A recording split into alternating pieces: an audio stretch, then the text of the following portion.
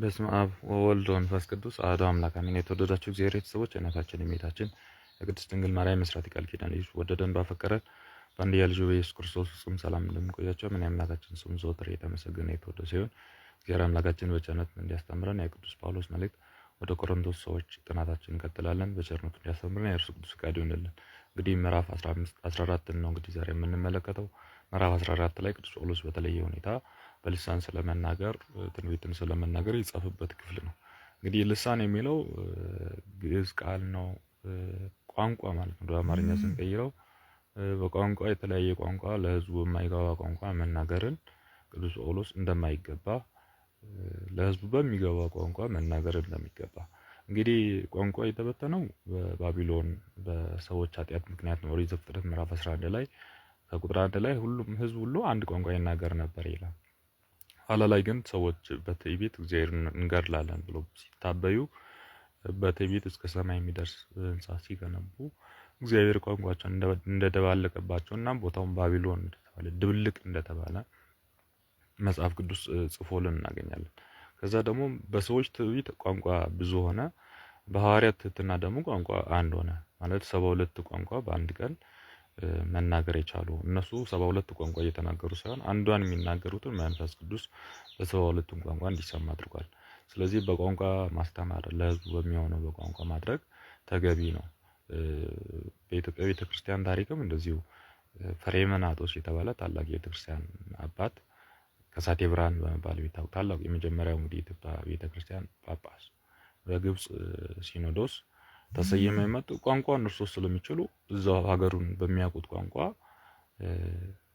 ሮማዊ ናቸው፣ ግን በስደት ነው ወደ ኢትዮጵያ የመጡትና ቋንቋውን ይችለው ነበር፣ ግዕዙን ይችሉ ነበር። ኢትዮጵያውያን የሚረዱትን ቋንቋ ይችሉ ነበርና ለዛ በቋንቋ እንድታስተምር አንተ ተሾም ብለው ሊቀ ጳጳስ አድርገው ልኮታል። ይህ ሲባል አሁን ደግሞ በጣም ከፍ ያለ ጫፍ የወጣ በቋንቋ የሚያስተምር ካልሆነ ሌላ አንቀበልም ሊቀ ጳጳስ የሚል ጫፍ የወጣ ወደ ዘረኝነት የሚያደላም ነገር እየተፈጠረ ነው። አባቶቻችን እውነትን ነገር ከተባለ 3-4 ቋንቋ የማይችሉ አባቶች የሉም። በጵጵስና ደረጃ ያለው አብዛኞቹ እንደዛ ይችላሉ። ለምን? በቋንቋ ማገልገልን ስለሚሹና ስለሚፈልጉ። አውቆ መደበቅ ካልሆነ እንደኛ እናውቃለን ብለን እኛ 4-5ቱን እንደምንጠቀመው አይደለም። እንግሊዝኛውን፣ ግሪኩን፣ ግዕዙን እንደዚህ እንደምንቀላቅለው አይደለም። እነሱ እያወቁ የሚደብቁ ለትህትና የሚያደርጉ አሉ። ይሄንን በትክክል መረዳት ይገባናል። ከዛ ውጪ ደግሞ በጣም ቅንነት ያላቸው አባቶች ከሆኑ ግን እዛው ቋንቋውን የሚችለውን አገልጋይ አሰልጥነው በአማርኛ አሰልጥነው በቋንቋው ህዝቡን እንዲያገለግል ማድረግ የቤተ ክርስቲያን ትልቋ ተልእኮ ስለሆነ በዋነኝነት ይሄን መረዳት ይገባል። ጫፍ መርገጥም አይገባም። እውነታው ይሄ ነው። 72ቱን ቋንቋ በሐዋርያቱ ትሕትና 72ቱን ቋንቋ የገለጠ አምላክ ዛሬም ላይ ቋንቋ የመግለጽ ችግር ያለበት አምላክ አይደለም። ያኔ የቻለው አሁንም የሚችል አምላክ መሆኑን በትክክል ልንገነዘብ ይገባልና በዚህ መልኩ ስለ ቋንቋ ቅዱስ ጳውሎስ ፍቅር ተከታተሏት፣ ለመንፈሳዊ ስጦታ ይልቁንም ትንቢት ለመናገር ተፎካከሩ ይላል። በቋንቋ የሚናገር ለእግዚአብሔር እንጂ ለሰው የሚናገር አይደለም። አሁን ለትንቢት ለመናገር ተፎካከሩ ስለሆነ አሁን ነቢያት ነን የሚሉ በስተው ይመጡ። ኢትዮጵያ ቤተክርስቲያን ነቢያት በዮሐንስ ነው ያቆመው ይላሉ። ኢትዮጵያ ቤተክርስቲያን መምህራን እስከ ክርስቶስ ነው። እንግዲህ ክርስቶስ ይወለዳል ነው የነቢያት ትንቢት ዋና ማዕከሉ። ከተወለደ በኋላማ ምን ለማድረግ ነው የሚናገሩት? ዮሐንስ ወንጌላዊ ራእዩን ተናግሯል። በቃ ከዛ በኋላ እርግጥ ነው በየጊዜው የሚነሱ ጸሎት የተወሰኑ በባት የተከተቱ አባቶች በየጊዜው ሊመጣ ያለውን መከራ ህዝቡ ከመከራ እንዲተርፍ ንስሐ እንዲገባ የሚናገሩ አሉ። ይሄ ይኖራል። ከዛ ውጭ ግን አሁን በሹመት በስልጣና ነብይነት እየተሰጠ ነው። በጭራሽ ሊሆን አይችልም። በጭራሽ መሆን ማይችል ትክክል አይደለም። አዲስ ኪዳን ወንጌላውያን አማኞች መጋቢያን ነው ያለ ነው። ከዛ ውጪ ካህናት ጵጵስና ድረስ እንዳለ ሐዋርያት ሥራ ላይ ተጠቅሷል እንጂ ነብይ የገለ ተብሎ ቅዱሳን ሐዋርያት አልተጠሩ። ባልተጠሩበት እኛ ቅዱሳን ሐዋርያ ሄያጆች ተባሉ እንጂ ነብያት አልተባሉ። ከዛ በዚህ መልኩ ልንረዳ ይገባል። ግን መከራ በሚጸናበት ስደት በሚሆንበት ጊዜ ገዳማውያን ባህታውያን ጉሁሳን ለህዝቡ ንስሐ እንዲገባና እንዲጸልይ ወደ እግዚአብሔር እንዲመለስ የሚናገሩ ሊኖሩ ይችላሉ። እነዛ ግን ነብያት ነን ብለን አንጠራቸውም። ለእግዚአብሔር ራሳቸውን የለዩ ናቸው ማለት ነው። በቋንቋ የሚናገር ለእግዚአብሔር እንጂ ለሰው የሚናገር አይደለም ይላል። እንግዲህ ለህዝቡ የሚገባው ቋንቋ መናገር እንደሚገባ ለእግዚአብሔር ለህዝቡ እንጂ ለእግዚአብሔር እንጂ ለሰው የሚናገር አይደለም ብሎ ይናገራል። ቅዱስ ጳውሎስ ይነግረናል። የሚናገር የሚሰማው የለምና ነገር ግን በመንፈስ ምስጢርን ይናገራል ይላል። ህዝቡ የማይሰማው ቋንቋ የሚሰማው የለምና ምንም አይጠቀምም ይላል። ትንቢት የሚናገር ግን ለማነጽ፣ ለመምከር፣ ለማረጋጋት ለሰው ይናገራል ይላል። እንግዲህ ለማነጽ እንግዲህ የፈረሰ ነገር ሲኖር ነው ትንቢት የሚናገረው። ይታነጻል ማለት ነው። ትንቢት በመናገረው ህዝቡ ይታነጻል፣ ከኃጢአት ከክፋት ይመለስና በእውነተኛው አለት ላይ በክርስቶስ ላይ ይታነጻል ማለት። ስለዚህ ለማነጽ የሚናገር ለማነጽ ይናገራል፣ ለማረጋጋትም ለሰው ይናገራል። መቅበዝበዝ ባለበት የህዝብ መረባበሽ ባለበት ህዝቡን ለማነጽ ለማረጋጋት ይናገራል ማለት ነው። ህዝቡን እግዚአብሔር ቃሉን በመላክ ያረጋጋል። ነቢያትን በማነሳሳት ብሉይ ኪዳን ህዝቡን እንዳረጋጋው እስከ 500 ዘመን አረጋግቶ እንዳቆየው አሁንም እንዲህ በጣም የወጣ መከራ ሲኖር ህዝቡን እንዳይረጋጋና የፈረሰ ነገር ሲኖር እንዲታነጽ እግዚአብሔር ባህታውያን ራሳቸውን በሰወሩ ከሰው በራቁ በኩል መልእክት ሊያስተላልፍ ይችላል። ይሄን በዚህ እናምናለን። ከዚህ ውጪ ግን አንተ ፋንታ አድርገህ ነበረ ቀይ ፋንታ ያደረከው ሰው ተነስ፣ ስም እገሌ ይባላል፣ ስልክ ቁጥሬ፣ ይሄ ነቢይነት አይደለም። ይሄ አስመሳይነት ነው፣ አጭበርባሪነት ነው። ክርስቶስ ይሄንን እግዚአብሔር ለዚህ ቀይ ፋንታ ይገልጥለታል። ምን ማለት ነው? በእውነት እንደው በእውነት አሁን ይሄ ወደዚህ ህይወት ውስጥ መግባታችን ሲታሰብ በጣም በእውነት ነብይነትን ያወረደ ነብይነት ምን አይነት ክብር የነበረውን ነብይነት ነው ያወረድነው በእውነት። እና ጌታችንም ብሏል በአንተ ስም ትንቢት አልተናገርንም አላውቃችሁም ያለ ቅዱስ ማቴዎስ ወንጌል ምዕራፍ 7 ቁጥር 15 ጀምሮ ታች ተመልከቱ። አላውቃችሁም ነው ያለ። ስለዚህ አላውቅም የሚባሉ ትንቢቶች አሉ ማለት ነው።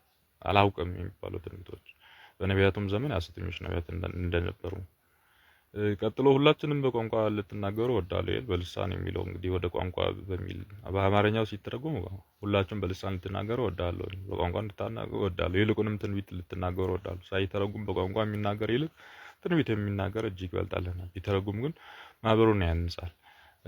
በማይተረጎም ቋንቋ ከሚናገር በትንቢት የሚናገር ምክንያቱም ማነጽ ነው፣ ማረጋጋት ነው ነብይነት እንጂ ማሸበር ወደዛ ህዝቡን ከተረጋጉበት ማለት ነው። ነብዩ ኤልያስ ይመጣል እያሉ ኢትዮጵያ ቤተክርስቲያንም ይበጠብጡ ነው። 2000 ዓመት ላይ ይመጣል ብሎ የለም፣ 2003 ላይ ይመጣል የለም፣ 2005 ላይ ይመጣል የለም፣ መጥቷል ደግሞ አሉ ኋላ ላይ። ከዛ ደግሞ የኢትዮጵያ የዓለም ብርሃን ናት የሚል ደግሞ አሁን ደግሞ ካሊት ምንድነው የሚል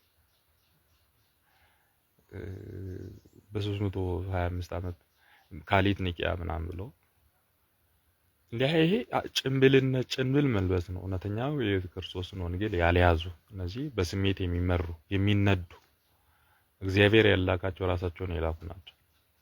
ቀጥሎ ቅዱስ ጳውሎስ ይናገራል። አሁንም ወንድሞቼ ወደ እናንተ መጥቼ በማታውቁት ቋንቋ ባናገራችሁ የጥበብ ነገር ቢሆን የትንቢትም ነገር ቢሆን በማስተምር ስራም ቢሆን ገልጬ ካልነገርኳችሁ የሚጠቅማችሁ ጥቅም ምንድን ነው?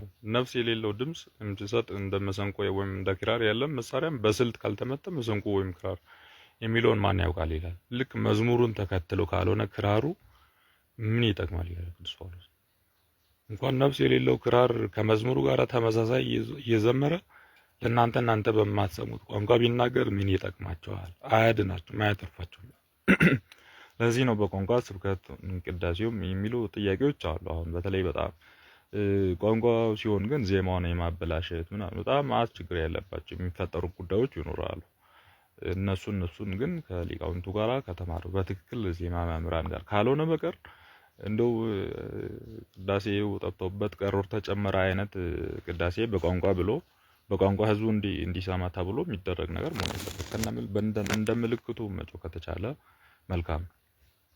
ከዛ ውጭ ትምህርት ግን በቋንቋ እንዲሰጥ ይገባል። ዝማሬዎች በቋንቋ መሆን ይገባል እና በዚህ መልኩ መሆን እንዳለበት ቅዱስ ጳውሎስ ይናገራል። መለከት የሚነፋውን በታወቀ ስልት ካልነፋው ለጦርነት ማን ይዘጋጃል ይላል። እንግዲህ የጦርነት መለከት ድምፅ አውጣጡ የጦርነት ከሆነ ተነስተው ሰው ዝግጁ ሆኖ ለጦርነት ይሄዳል። እንግዲህ ሲጠራ በዛ አይነት መልክ ካልሆነ ግን ማን ይሄዳል ብሎ ክርስቶስ። እንዲሁም እናንተ በማታውቁ ቋንቋ ብትናገሩ የምንገልጣችሁ ባትረጉሙ የምትለሙን የምትናገሩት ማን ያውቃል? ከነፋስ ጋር እንደምትናገሩ ትሆናላችሁ። በዓለም ልዩ ልዩ ቋንቋዎች አሉ። እንግዲህ በቋንቋ ህዝቡን ካልሰበርን፣ በቋንቋ ካላስተማርን እንደው ዝም ብሎ ነፋስ ላይ ቃላትን ማባከን ነው የሚሆነው። በማይሰማው እየተናገርን ነውና ከእነርሱም ትርጉም የሌለውም አንድም የለም። የቋንቋ ትርጉም ካላወቀ እኔ ማናገረኝ እንደ እንግዳ እሆንበታለሁ፣ የሚናገረኝ እርሱ ለእኔም እንደ እንግዳ ይሆንብኛል። ስለዚህ እንዲሁም እናንተ ለመንፈስ ቅዱስ ስጦታ ተፎካከሩ፣ ትበዙም ዘንድ እንደ ማህበር የምታነጹበትን ፈልጉ። ልንታነጽ ህዝቡ እንዲበዛ ማድረግ የምንችለው ቋንቋ ስናስተምር መሆኑን በማያውቀው ቋንቋ የሚናገር ሰውም መተርጎም እንዲችል ይጸልይ። በማያውቀው ቋንቋም የሚጸልይ ከሆነ ቃል ብቻ ይጸልያል ይላል። ልብ ግን ባዶ ነው። ስለዚህ ጸሎትም ራሱ መስማት አለበት። ጸሎቱን በማያውቀው ቋንቋ ግን ሲጸልይ የማይሰማው የሆነውና ዝም ብሎ ቃላት ብቻ ይሆናል። ልብ ግን ባዶ ነው ይላል። ልብ ባዶ ነው። ወደ ውስጥ የሚወስደው ነገር የለም በቃላት በጸሎት ውስጥ።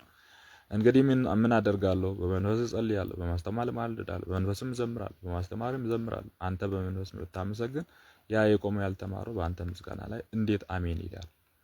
ቋንቋውን ካልሰማ እንዴት አሜን ይላል? የምትናገረውን የምትጸልየውን አያውቅምና እነሆ አንተስ መልካም ታመሰግናለህ፣ ነገር ግን ሌላው እንዴት ይታነጻል? ስለዚህ ዝማሬም ቢሆን ስብከትም ቢሆን ቢቻል ቅዳሴውም ቢሆን በቋንቋ የማድረጉ ነገር።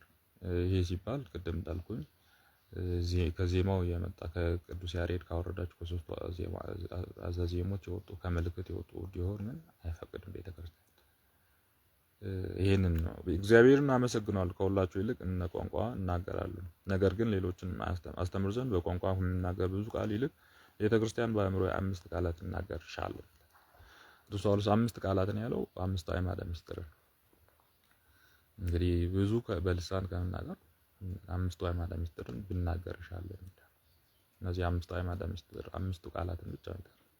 ይህ መሰረት የቤተ ክርስቲያን የትምህርቶች ሁሉ ዋልታ ምሰሶ ስለሆነ እና 5 አዕማደ ምስጢር ምሰሶዎች 5 አዕማደ ምስጢርን ብናገርሻለሁ። ወንድሞቼ በአእምሮ እንደ ሕፃናት አትሁኑ፣ ነገር ግን ለክፉ ነገር እንደ ሕፃናት ሁኑ ይላል።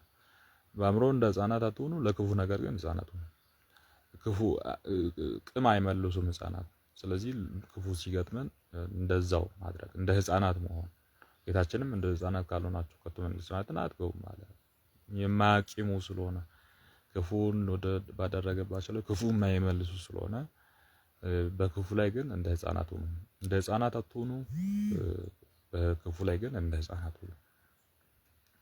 በእውቀት ፍጹማን ሁኑ፣ በእውቀትም ፍጹማን ሁኑ። በኦሪትም ይህንን ሕዝብ ሌሎች ቋንቋዎች በሌላም አንደበት እናገራለሁ እንዲሁም ሆኖ አይሰሙኝም ይላል እግዚአብሔር ተብሏልና። አሁንም ቋንቋ የሚናገር ለሚያምኑ ሰዎች ለምልክት ነው፣ የማያምኑ ግን አይደለም። ትንቢት ለሚያምኑ እንጂ ለማያምኑ አይደለም። እንግዲህ ትንቢት ቢናገሩ ሰው የማያምኑ ሰው አይጠቀምም፣ ለዛ ለማያምኑት እንጂ በማያምኑት አይደለም። ህዝቡም ሁሉ በአንድነት ቢሰበሰቡ ሁሉም ቢለዩ ልዩ ቋንቋ ቢናገሩ አላዋቂዎች የማያምኑ ቢመጡ አብደዋል ይሏቸዋል። የሉምን ይሏቸው የሉምን ይላል። ሁሉም ትንቢት ቢናገሩ ግን የማያምኑ ሁሉ አዋቂዎች ቢመጡ ሁሉ ይከራከሯቸው የለምን? ሁሉስ ያሳፍሯቸው የለምን? በልባቸው ይደበቁት ይገልጣል። ከዚህም በኋላ ያ የማያምን ተመልሶ ይጸጽታል፣ በግንባሩም ወድቆ ለእግዚአብሔር ይሰግዳል። በእውነት እግዚአብሔር ከእናንተ ጋር እንዳለ ይናገራል ብሎ ቅዱስ ጳውሎስ እንደዚህ ይመክረናል ማለት ነው። ቀጥሎ በማህበር ስለመጸለይ የጸሎትን በማህበር የመጸለይ ስርዓትን ይናገራል። የጸሎት ስርዓትን አሁንም ወንድሞቼ ሆይ ሁላችሁም በምትሰበሰቡ ጊዜ መዝሙር አላችሁ፣ ትምህርት አላችሁ፣ መገለጥ አላችሁ፣ በቋንቋ መናገር አላችሁ፣ መተርጎም አላችሁ። ሁሉም ለምታንጹበት ጥቅም አድርጉት። በቋንቋ የሚናገር ቢኖር ሁለት ወይም ቢበዛ ሶስት የሆነ በተራ ይናገር፣ ሌላውን ይተረጉምለት። የሚተረጉሙ ከሌለ ግን ቤተክርስቲያን በቋንቋ የሚናገር ዝም ይበል ይላል። ስለዚህ ልሳን ተናገርን ብሎ ቋንቋ ሰው የማይሰማውን ቋንቋ ከመናገር ዝም ቢል ነው የሚሻለው ብሎ ጳውሎስ ይናገራል። ቤተክርስቲያን ዝም ይበል፣ የሚተረጉም ከሌለ ዝም ይበል። በእግዚአብሔር መካከል በእርሱም መካከል ይናገር ነቢያት ቃላቸውን ለቤተ ክርስቲያን ይታወቅ ዘንድ ሁለት ወይም ሶስት ሆነው ይናገሩ። ተቀምጦም ሳለ ምስጢር የተገለጠለት ቢኖር ፊተኛውም ዝም ይበል። ሁሉ እንዲማር ሁሉን ደስ እንዲለው እንዲጸና ሁላችሁም እያንዳንዳችሁ ትንቢት ልትናገሩ ትችላላችሁ። የነቢያት ሀብት ለነቢያት ይሰጣልና በቅዱሳን ጉባኤ ሁሉ እንደሚደረግ እግዚአብሔር የሰላም አምላክ እንጂ የእውቀት አምላክ አይደለምና ሴቶች ቤተ ክርስቲያን ዝም ይበሉ ተታዘዙ እንጂ ይናገሩ አልተፈቀደምና ኦሪት እንዲህ ብሏልና። ለሴት ቤተ ክርስቲያን በቤተ ክርስቲያን መናገር ክልክል ነው። ሊማሩ ከወደዱ ደግሞ ከቤታቸው ባሎቻቸውን ይጠይቁ። እግዚአብሔርም ቃል ከእናንተ ብቻ ወጥቷልና ወይስ የእግዚአብሔር ቃል ወደ እናንተ ብቻ ደርሳልን ብሎ ሴቶች ሐዋርያውያን ወይንም ካህናት ሰባኪያን መሆን እንደማይችሉ ቅዱስ ጳውሎስ ይነግራል። በጉባኤ ሴት ዝም ትበል፣ ቤተ ክርስቲያን ዝም ትበል። ትማር ብትወድ እስከ ባሏ ቤት ትማር እንጂ በአደባባይ ወጥቶ ሴት ወንጌል ይዞ ማስተማር እንደማይሆን ጌታችን በማቴዎስ ወንጌል ምዕራፍ 10 ላይ 12ቱ ሐዋርያትን ሲመርጥ አንድም ሴት አላስገባም። ወንጌል ማስተማር ቢቻል ያደርግ የነበረው በድንግል ማርያምን እንድታስተምር በማድረግ ነበር እግዚአብሔር ያደርግ የነበረው። ወንጌል የሆነ ክርስቶስን የወለደች ድንግል ማርያም እንኳንስ ባልተሰበከችበት ሴት ልጅ ወንጌል ላስተምር ብሎ መውጣት ሐዋርያት መካከል ሴት እንዳልተመረጠ ሁሉ ሴቶች ወንጌልን የሚያስተምሩ ወንዶችን ይወልዳሉ። ወንዶች ደግሞ ከወንዶች መካከል እግዚአብሔር መርጦ ለወንጌል አገልግሎት ይለያል ማለት ነው። የተለዩት ነው እንጂ ወንዶች ሁሉም በአጠቃላይ ወንዶችም አያስተምሩም። ስለዚህ በዚህ መልኩ ቅዱስ ጳውሎስ ይነግረናል ማለት ነው። ራሱ እንደ ነቢይ አድርጎ ወይም መንፈስ ቅዱስ እንዳደረበት አድርጎ የሚቆጥር ቢኖር እግዚአብሔር ትእዛዝ ነውና ይሄንን የጻፉላችሁ ነው። ነገር ግን ይሄን የሚያውቅ ቢኖር እግዚአብሔር አያውቀውም። አሁንም ወንድሞቼ ሆይ ትንቢት ለመናገር ቅኑ፣ በቋንቋ የሚናገሩበትን አትከልክሉት፣ ነገር ግን ሁሉንም በአግባብና በስርዓት አድርጉ። እንግዲህ የሚያደርጉም መልካም ነገርም ቢሆን በስርዓት ካልተደረገ ትክክል አይመጣም። ለምሳሌ ሱሪ ላድርግ ብሎ ከታች ወደ ላይ ካልሆነ በቀር በአንገቱ በራሱ ወደ ታች ቢያደርግ አይሆንም። በስርዓት ካልሆነ ማለት እንደዛ ነው። ሱሪ መልካም ነው ማድረግ፣ ግን በራስ ማድረግ ግን ትክክል አይደለም። ቀሚስ ከታች ከእግርን ወደ ላይ ከላይ ነው የሚገባው ቀሚስ። አይ ከላይማ ለምን አስገባለሁ ከታች ነው ማስገባው እንደ ሱሪ ብትል ስርዓት ስለጣሰች ወገቧ ጋር ሲደርስ ቀሚሱ አይገባላትም። ምክንያቱም ቀሚሱ አንገቱ የተዘጋጀው ራስ ብቻ እንዲያስገባ እንጂ ከወርታች ከእግራችን ከታች ካለው ሰውነት አካል ጋር እንዲገባ አይደለም። ስለዚህ ስርዓት ነው። ቀሚስ መልበስ ጥሩ ነው፣ ግን ከላይ ከአንገት ወደ ላይ ከአንገት ወደ ታች እንጂ ከእግር ወደ ላይ እንደማይገባ እንዲሁም ሱሪም ደግሞ ከእግር በታች ወደ ላይ እንጂ ከላይ ወደ ታች እንደማይገባ ስርዓት መልካም ነው። ስርዓት መልካም ማድረግ ጥሩ ነው፣ ግን በስርዓትና በአግባብ ይሁን ብሎ ቅዱስ ጳውሎስ ይናገራል ማለት ነው። ምዕራፍ 14ን በዚህ ተቀልል። ምዕራፍ 15 ላይ የተማሩትን ስለማስታወስ ቅዱስ ጳውሎስ ይመክራቸዋል። ወንድሞቼ ያስተማራችሁ የተቀበላችሁትን ያላችሁን በእርሱም የምትሄዱበትን ወንጌል አሳስባችኋለሁ። ያስተምራችሁትን ታስቡ እንደሆነ በቃል አስተምራችኋለሁ። ያለዚያ ግን ማናችሁም ከንቱ ነው፣ ማመናችሁ ከንቱ ነው። ያስተማርኳችሁን ካልያዛችሁ ማመናችሁ ከንቱ ነው ብሎ ጳውሎስ ይናገራል። እንግዲህ በስርዓት እንዲሄድ ስርዓቱን መያዝ ይገባል። የተማሩትን ማስታወስ የተማሩትን ቃል እግዚአብሔር ማስታወስ ይገባል። ያለበለዚያማ ሳናስታውስ ኃጢአት ውስጥ እንገባለን ማለት ነው። እዛ ማመናችሁ ከንቱ ነው ብሎ ጳውሎስ ይገስጻል። ቀጥሎ ስለ ጌታችን ትንሣኤና መገለጥ ይናገራል። ቆሮንቶስ ምዕራፍ 15 ላይ በጣም በስፋት የጌታችን ትንሣኤውን ነገር የተናገረበት ክፍል ነው። እኔ የተማርኩ አስቀድሜ መጽሐፍ እንደሚል እንዲሁ ብዬ አስተማሯችሁ። ክርስቶስ ስለ ኃጢአታችሁ ሞተ፣ ተቀበረ፣ እንደተፈጸመ በሦስተኛም ቀን ተነሳ። ለጴጥሮስም ታየው። ከዚህም በኋላ ለ11 ደቀ መዛሙርት ታያቸው። ከዚህም በኋላ ከ500 ለሚበዙ ወንድሞችም በአንድ ጊዜ ታያቸው። ከእነርሱም ብዙዎችም እስከዛሬ አሉ። አንዳንዶቹ ግን አንቀላፍተዋል ይላል። እንግዲህ የክርስቶስን ትንሣኤ በ3-4 ማስረጃ ቅዱስ ጳውሎስ ምስክር አድርጎ ያቀርባል። 11 ታያቸው ብሎ ይሁዳ እንግዲህ የክርስቶስን ትንሣኤ ለማየት ያልታደለው ሐዋርያ ነው። እንግዲህ 12ቱ ሐዋርያት መካከል የነበረው ያስያዘው ይሁዳ አስወጥቶ ራሱን ስላስወጣ ማለት ነው። ቅዱስ ጳውሎስ ለ11 ታያቸው። ከዛ በኋላ ለብዙዎች ታያቸው። ከዛ በኋላ 500 የሚሆኑ ሙታን ተነስተው መሰከሩት ይላል። ከዚህ በኋላ እነዚህም ደግሞ አንዳንዶቹ አሉ አሁን በህይወት አሉ አሁን ብሎ በህይወት ያሉ ሰዎችን ጠቅሶ አንዳንዶቹ ደግሞ አንቀላፍተዋል ብሎ ከ500 ከሙታን መካከል ከተነሱም ድጋሚ ሰዎች የገደሏቸው ነበሩ። ላለማመን ክርስቶስ እንደተነሳ ላለማመን ብሎ መልሶ የገደሏቸው ነበርና አንዳንዶቹ አንቀላፍተዋል ብሎ ሰማዕትነት መቀበላቸውን ቅዱስ ጳውሎስ ይናገራል። ከዚህም በኋላ ለያዕቆብ ታየው፣ ኋላም ለሐዋርያት ሁሉ፣ ከኋላም በኋላ ጭንጋፍ ለሚመስል ለእኔ ታየኝ ብሎ ኋላ ራሱን በጣም የመጨረሻ ደካማ ጭንጋፍ ብሎ ራሱን ይጠራል። እንግዲህ ቅዱስ ጳውሎስ ከሶስተኛ ሰማይ ድረስ የተነጠቀ በአዲስ ኪዳን ወንጌልን ለአሕዛብ በማስተማር ወደር የማይገኝለት ሐዋርያ ነው። ግን ራሱን ጭንጋፍ ነው ያለኝ። እኔ አሳዳጅ ነበርኩኝ፣ እኔ ሐዋርያም ልባል ተብዬ ልጠራ እንኳን አይገባኝም ብሎ ቅዱስ ጳውሎስ ራሱን ዝቅ ያደርጋል ማለት ነው። ራሱን ዝቅ የሚያደርጉ ሰዎች ናቸው ቤተክርስቲያን ከፍ ሊል የሚችል ክርስቶስ እንደተናገረው ማለት ነው። ከሐዋርያም ሁሉ እኔ አንሳለሁና እግዚአብሔርን ቤተክርስቲያን ስላሳድሩ ሐዋርያ ተብዬ ልጠራ የማይገባኝ፣ ነገር ግን በእግዚአብሔር ጸጋ አሁን እኔ ባለሁበት አለው። ለእኔም የሰጠኝ ጸጋ ለከንቱ የሆነብኝ አይደለም።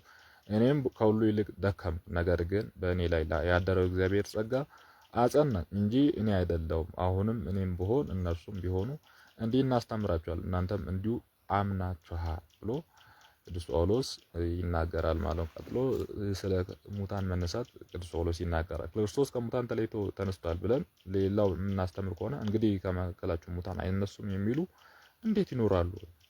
ክርስቶስ ከተነሳ እኛ እንነሳለን። እኛን ያስነሳን ዘንድ ነው ክርስቶስ መነሳቱ።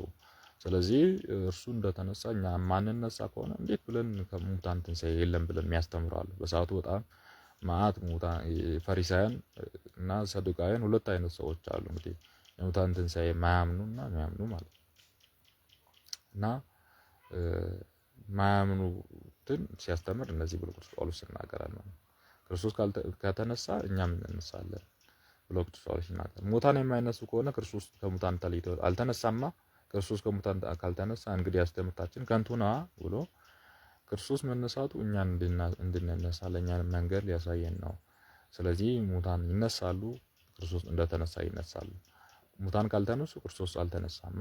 ክርስቶስ ካልተነሳ ስብከታችን ከንቱ ነው ብሎ ክርስቶስ ትንሣኤ የስብከታችን ዋና ማዕከል እንደሆነ ለድነታችን በጣም ወሳኝ እንደሆነ ቅዱስ ጳውሎስ ይናገራል። እኛም በእግዚአብሔር ላይ የሐሰት ምስክሮች ሆነናልና ክርስቶስ አስነሳው ብለናልና እንዲያው ሳያስነሳው ነውን? ሙታን የሚያስነሳ ከሆነ ክርስቶስ ሙታን የማይነሱ ከሆነ ክርስቶስ ከሙታን አልተነሳማ። ክርስቶስም ከሙታን ካልተነሳ ማመናችሁ ከንቱ ነው ብሎ ቅዱስ ጳውሎስ ይናገራል። ገናም በኃጢአት አላችሁ፣ እንግዲህስ በክርስቶስ አምነው የሞቱት ጠፍተዋል። በዚህም ዓለም ሕይወት ብቻ ክርስቶስ ተስፋ አድርገው ከሰው ሁሉ ይልቅ ጉዳተኞች ነን ብሎ ቅዱስ ጳውሎስ እንግዲህ ይመክራል ማለት ነው። አሁንም ክርስቶስ ከሞቱ ሰዎች ሁሉ አስቀድሞ ተነስቷል። በመጀመሪያውም ሰው ሞት ኃጢአት መጥቷል፣ በሁለተኛውም ሰው ትንሣኤ ሙታን ሆነ ብሎ በመጀመሪያው በአዳም በኩል ሞት ወደ ሕይወት ወደኛ ገባ፣ ወደ ሰው ልጅ ገባ። አሁን ደግሞ በክርስቶስ በዳግመኛው አዳም በክርስቶስ ሕይወት ገባ። አዳም ማለት ሰናይ ያማረ የተዋበ ማለት ነው። አዳም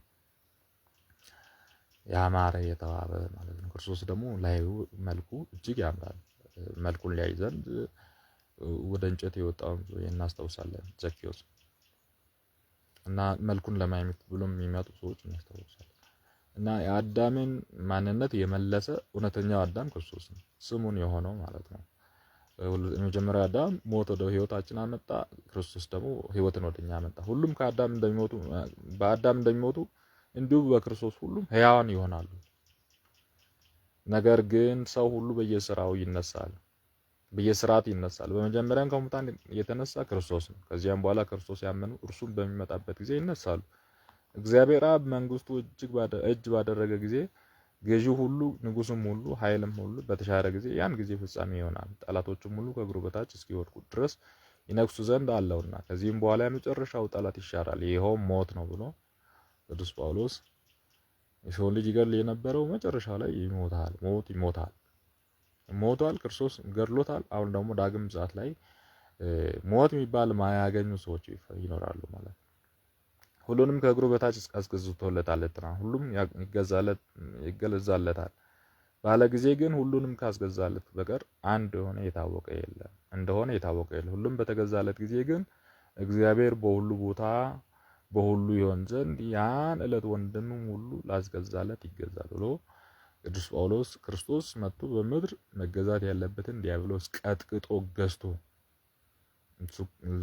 ለእግዚአብሔር ለአባቱ ለእግዚአብሔር አብ ለሕይወቱ ለእግዚአብሔር መንፈስ ቅዱስ አስገዝቶ ሞትን ገድሎ በሞት ላይ ስልጣኑን ጨብጦ ረግጦት በአባቱ ቀኝ መቀመጡን ቅዱስ ጳውሎስ በዚህ መልኩ ይናገራል ማለት ነው። አሁን ላስገዛለት ይገዛል የሚለውን በማንሳት ክርስቶስ ከእርሱ ንዑስ ነው፣ ትንሽ ነው፣ ዝቅ ያለ ነው የሚለው እርሱ ትእዛዝን ፈጸምኩ አባቴ በምታከብረኝ ክብር አክብረኝ ማለት ነው። ከዓለም በፊት የነበረኝ ክብር አክብረኝ ነው። ከዓለም በፊት የነበረው ክብሩ እግዚአብሔርነት መጥቶም ሳለ ጊዜ እግዚአብሔርነት ሲያርፍ ሲያርግም እግዚአብሔርነቱ ዝቅ ለሰከንድ ያላለ እግዚአብሔር ነው ክርስቶስ እና ላስገዛለት ተገዛለት የሚለው ከእርሱ ዝቅ ያለ ነው ተገዛለት ይላሉ እንግዲህ ሰዎች መናፍቃን ይነሳሉ። ግን ይሄን አይደለም። ቀጥሎ ቅዱስ ጳውሎስ ይናገራል። ያለዚያማ ለማን ያጠምቃሉ? ሙታንም እንዲነሱ አይደለም? ሙታን የማይነሳ ከሆነስ ለምን ያጠምቃሉ? እንግዲህ እኛስ ሁሉ ጊዜ መከራን ስለምን እንቀበላለን? እንግዲህ ጥምቀቱ እኛ ዝቅ ስንል ከክርስቶስ ጋር መሞታችን ነው፣ ከፍ ስንል ትንሣኤው ይህን የሚያመለክት ነው። ስለዚህ ለምንድን ነው የምንጠመቀው? ክርስቶስ ካልተነሳም ብሎ ቅዱስ ጳውሎስ ይናገራል ማለት ነው።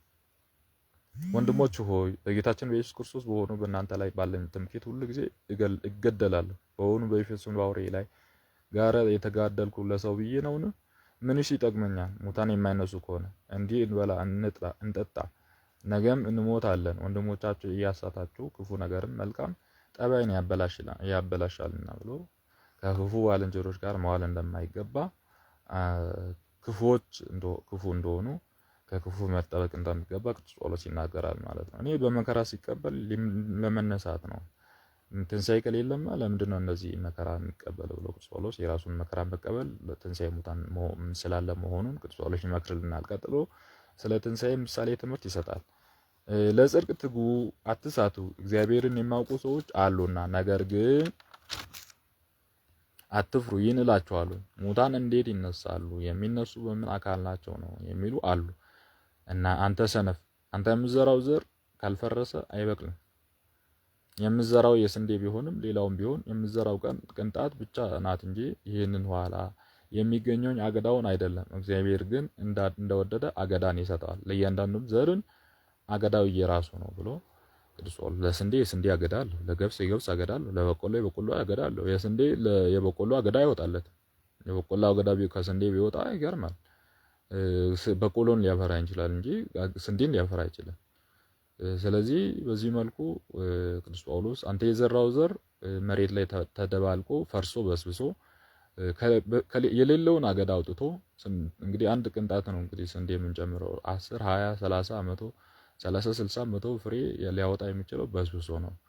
ስንዴ ሞተው በስብሶ የሚያወጣ ከሆነ ቅጠል የሚያወጣ ከሆነ የሚለመልም ከሆነ አንተ ሰው ልጅ እንዴት አይነሳም ትላለህ ብሎ ጳውሎስ ይመክራል። የፍጥረት ሁሉ አካል አንድ አይደለም። የሰው አካልም ሌላ ነው፣ የእንስሳም አካልም ሌላ ነው፣ የወፍ አካልም ሌላ ነው፣ የአሳ አካልም ሌላ ነው፣ ሰማያዊ አካልም ሌላ ነው፣ ምድራዊ አካልም ሌላ ነው። ነገር ግን በሰማይ ያለው አካል ክብሩ ልዩ ነው፣ በምድር ያለው አካል ክብሩ ልዩ ነው። የፀሐይ ክብሩ ሌላ ነው፣ የጨረቃም ክብሩ ሌላ ነው፣ የከዋክብትም ክብር ሌላ ነው። ከኮከብ በክብር ይበልጣል ብሎ ቅዱስ ጳውሎስ ይናገራል ማለት ነው። እንግዲህ ቅዱሳን በዚህ ምድር በጽድቅ በቅድስና የተመላለሱ ክብራቸው ከፍ ያለ እንደሆነ ቅዱስ ጳውሎስ ይናገራል ማለት ነው። ፀሐይ በጨረቃ በከዋክብት መስለው ማለት ነው። ቀጥሎ የሙታን ትንሣኤ እንዲሁ ነው። የሚፈርስ አካል ይዘራል፣ የማይፈርስ አካል ይነሳል። በውርደት ይዘራል፣ በክብር ይነሳል ብሎ ቅዱስ ጳውሎስ ይናገራል ማለት ነው። በሚፈርስ አካል ነው የምንወለደው፣ በማይፈርስ አካል እንነሳለን ማለት ነው። እንግዲህ በውርደት ይዘራል፣ በክብር ይነሳል። በድካም ይዘራል፣ በኃይል ይነሳል። በስጋ አካል ይዘራል፣ በመንፈሳዊ አካል ይነሳል። ስጋዊ አካል አለና መንፈሳዊ አካልም ደግሞ አለ። መንፈሳዊ እንዲሁም ብሏልና የመጀመሪያም ሰው አዳም በነፍስ ያው ሆኖ ተፈጠረ። ሁለተኛም አዳም እንግዲህ ሁለተኛ አዳም ያለው ክርስቶስን ሕይወትን የሚሰጥ መንፈስ ነው ብሎ ቅዱስ ጳውሎስ ይናገራል ማለት ነው። ነገር ግን አስቀድሞ ስጋዊ ቀጥሎም መንፈሳዊ ነው እንጂ መንፈሳዊ መጀመሪያ አይደለም። መጀመሪያው ሰው ከመሬት የተገኘ መሬታዊ ነው። ሁለተኛውን ሰው ከሰማይ የወረደ ሰማያዊ ነው። መሬታውያንም እንደዚህ እንደ መሬታውያን ናቸው፣ ሰማያውያንም እንደዚሁ እንደ ሰማያውያን ናቸው። የምድራዊን መልክ እንደለበስን እንዲሁ ሰማያዊን መልክ ደግሞ እንለብሳለን። ወንድሞቼ ሆይ ይህንን እነግራችኋለሁ፣ ሥጋዊና ደማዊ የእግዚአብሔርን መንግሥት አይወርስም። የሚያፈራውም የማይፈርሰውን አይወርስም ብሎ ቅዱስ ጳውሎስ በእውነት ትንሣኤያችን ምን መምሰል ምን መሆን ክርስትናችን ምን መሆን እንዳለበት ምን መምሰል እንዳለበት ቅዱስ ጳውሎስ ይናገራል ማለት ነው። ሥጋዊነትን ብቻ የምናስብ ከሆነ የምንነሳው በሥጋውያን ወደ ሲኦል የሚወርዱባት ጋራ እንደሆነ ቅዱስ ጳውሎስ ይናገራል ማለት ነው። እነሆ አንድ ምስጢር እነግራችኋለሁ፣ ሁላችንም የምንሞት አይደለንም። ነገር ግን ኋለኛው መለከት ሲነፋ ሁላችንም እንደ ዓይን ጥቅሻ በአንድ ጊዜ እንነሳለን። መለከት ይነፋል፣ ሙታንም የማይፈርሱ ሆነው ይነሳሉ፣ እኛም እንለወጣለን። የሚፈርሰው የማይፈርሰውን የሚሞተው የማይሞተውን ይለብስ ዘንድ አለውና ይህን የሚፈርሰው የማይፈርሰውን በለበሰ ጊዜ የሚሞተው የማይሞተውን በለበሰ ጊዜ ሞት በመሸነፍ ተዋጠ ተብሎ የተጻፈው ያን ጊዜ ይፈጸማል። ሞት ሆይ መውጊያ የት አለ? ሲኦል ሆይ ድል መንሻት አሸናፊነት ወዴት አለ? የሞት መውጊያ ኃጢአት ናት፣ የኃጢአትም ኃይሏ ኦሪት ናት። በጌታችን በኢየሱስ ክርስቶስ ድል የመነሳት ለሰጠን ለእግዚአብሔር ምስጋና ይሁን።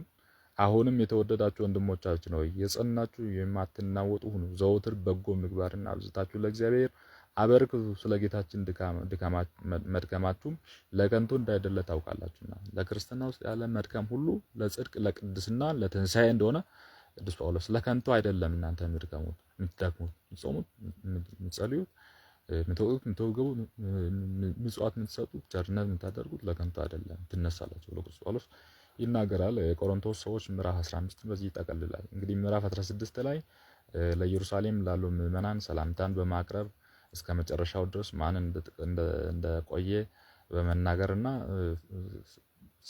በፍቅር ሰላም ተባባሉ በማለት እንግዲህ የፍቅር ሰላምታ ባለፈው ብለናል። ከይሁዳ ከዲያብሎስ ከይሁዳ ከኤሳው በተለየ ሰላም ተባባሉ ብሎ የሚጨርስበት ክፍል ነው። እንግዲህ ለጥቂት ደቂቃ በአጭር ጊዜ እንጨርሳለን።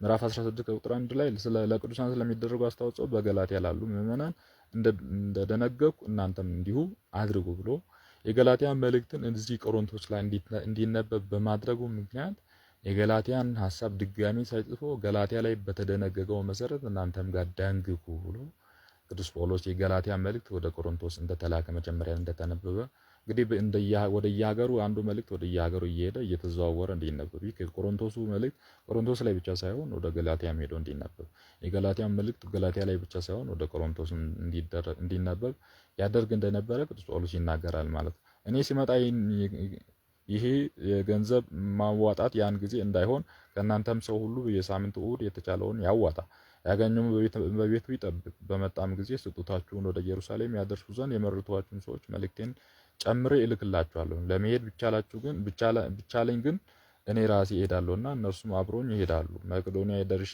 ወደ እናንተ እመጣለሁ። በመቄዶንያም በኩል አልፋለሁ። እናንተም ወደሚሄድበት ትሸኙኝ ዘንድ ምናልባት የሆነውን ቀን ያህል በእናንተ ዘንድ ቆይ ወይም እከርም ይሆናል። አሁን እግረ መንገዴን ላያችሁ አልሻም። ነገር ግን እግዚአብሔር የፈቀደ እንደሆነ የሆነውን ቀን ያህል በእናንተ ዘንድ እንደምቆይ ተስፋ አደርጋለሁ። እስከ በዓለ ሃምሳ በኤፌሶን እቆያለሁ። ስራ የሚሞላበትም ታላቅ በር ተከፍቶልኛል። ነገር ግን ብዙዎች ተቃዋሚዎች አሉ ብሎ አገልግሎቱን የሚቃወሙ እንዳሉና ደግሞ በር የተከፈተ የስራ በር እንደተከፈተ የቅድስና ሰዎችን ወደ እግዚአብሔር የሚጠራበት በር እንደተከፈተ ቅዱስ ጳውሎስ ይናገራል። እንግዲህ እነዚህ ሰዎች ፈተናዎች በሩን ያበዙታል እንጂ አያሳንሱትም። መከራውን አይተው ቅዱስ ጳውሎስ ወደኋላ የሚል ሰው አይደለምና ለሌሎች አገልጋዮች አብነት አርአያ እንዲሆን ቀጥሎም ስለ ጢሞቴዎስ ይናገራል። ጢሞቴዎስ በመጣ ጊዜ በእናንተ ዘንድ ያለ ፍርሃት እንዲኖር ተጠንቀቁ። እንደኔ የእግዚአብሔርን ስራ ይሰራልና የሚንቀውም አይኖር። ወንድሞቹም ጋር እጠባበቃለሁና ወደ እኔ እንደመጣ በሰላም ይሸኙት ይላል። እንግዲህ ጢሞቴዎስ ወጣት ስለነበረ ልጅ እግር ስለነበረ ልጅነቱን አይተው ጢሞቴዎስን እንዳይንቁ ቅዱስ ጳውሎስ ይናገራል። የእግዚአብሔርን ከኔ ጋር የሚሰራ ነው ብሎ አገልጋይ እንደሆነ ሰባኪ ወንጌል መምህር እንደሆነ ኤጲስቆጶስ አድርጎ ኋላ ላይ የሾመው ታማኙ አገልጋይ የመጨረሻውንም መልእክት ለጢሞቴዎስ በመጽሐፍ የመጀመሪያ ጢሞቴዎስና ሁለተኛ ጢሞቴዎስን በመጽሐፍ ቅዱስ ጳውሎስ ይጨርሳል ማለት ነውና ወጣትነቱን አይተው ሰዎች አገልጋይ ነው። በነገራችን የቅስና ወጣት እድሜ እንትን የለው። እርግጥ ነው 30 ዘመን ነው ካህን መሆን ያለበት የሚለው የቤተክርስቲያን ስርዓት አለ። 30 ዘመኑና 70 ዓመቱ ሽማግሌ ክህነታቸው አንድ ነው። ይፍታ በሚለው እግዚአብሔር ይፍታ በሚለው አንድ ነው። እስከ ፕትርክና ድረስ ያለው ማለት ነው። ከአንድ ቄስ እስከ ፓትርያርክ ድረስ ስጋው ደሙን መለወጥ፣ ንስሐ የመስጠት፣ ማጥመቅ፣ ማቁረብ ስልጣኑ አለ። በማያርጋት ነው እንግዲህ የተለያየ ነው ማለት ነው። እንግዲህ ጳጳሳቱ ፓትርያርኮች ጳጳሳትን የመሾም ካህናትን የመሾም ዲያቆናትን የመሾም ቄሱ ግን የኔ ስልጣን የለውም እንጂ ክህነቱ ግን እስከ ቅስና እስከ ፕትርክና ያለው በመፍታት ስጋው ደሙን በመለወጥ ንስሐ ስርየት በማስጠት አንድ ነው። እንግዲህ ደግሞ በሉ ቄሶቹ ራሳቸውን ከፓትርያርኩ ጋር እኩል አደረጉ እንዳትሉ ክህነቱን ያህል ነው። ሰዎቹም ማያደርጋቸውማ በትዳር የተወሰኑ ጳጳስ እንደማይሆኑ ቤተክርስቲያን ስርዓት ደንግጋለች። ስለዚህ ጳጳሱ ዲያቆንና ቄስ መሾም ስልጣን አለ። ይሄ ቄሱ ማድረግ ማይችለው ነው። ሜሮን ቤተክርስቲያንን መቀደስ መባረክ ቄሱ ማድረግ ማይችለው። ኤጲስቆጶሳት ቢያንስ ቆሞሳት ደረጃ ያሉን ካልሆነ በቀር ቤተክርስቲያን እንዲባል ማድረግ አይችልም። ቄሱ ተሰብስቦ ቄስ ቢሰበሰብ ቄስ ታቦት መባረክ አይችልም። ማለት ታቦት መባረክ ማለት ኤጲስቆጶሱ ባርኮ መነኩሴ ጳጳሱ ባርኮ ነው የሚልኩት። ስለዚህ እነዚህ ነገሮች አሉና በክህነት ደረጃ ነው ያልኩት። ለይቼም ጥምቀት፣ ቁርባን፣ ንስሐ ያልኩት ስርየተ ኃጢአት ያልኩት ለዚህ ነው። እና ጢሞቴዎስ ወጣት በመሆኑ መናቅ የለበትም። የክህነት ወጣት የለማ ክህነት ወጣት አይደለችም። ጢሞቴዎስ ወጣቱ ነው፣ ግን ክህነቱ ወጣት አይደለችም። እና በዚህ መልኩ አክብራችሁ ሸኙት፣ በፍርሃትም ተጠንቅቃችሁ ያዙት ብሎ ቅዱስ ጳውሎስ ይነግራል። ቀጥሎም ስለ ወንድማችን ስለ አጵሎን ከወንድሞቼ ጋራ ወደ እናንተ እንድመጣ መልሼ ማልጄው ነበር። አሁን ሊመጣ አልወደደም። በተቻለኝ ጊዜ ግን ይመጣል።